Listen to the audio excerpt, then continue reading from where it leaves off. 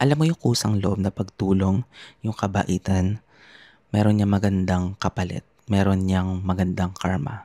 May kwento ako. So kumakain ako sa restaurant na 'to, and then naka-order na ako, kumakain na, tapos merong family na dumating.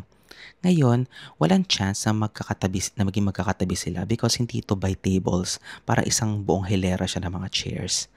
So, hindi naman sila nag-ask sa akin, pero kusang loob ako na umurong. Sabi ko, dito offer ko na lang yung seat ko para magkakatabi kayo.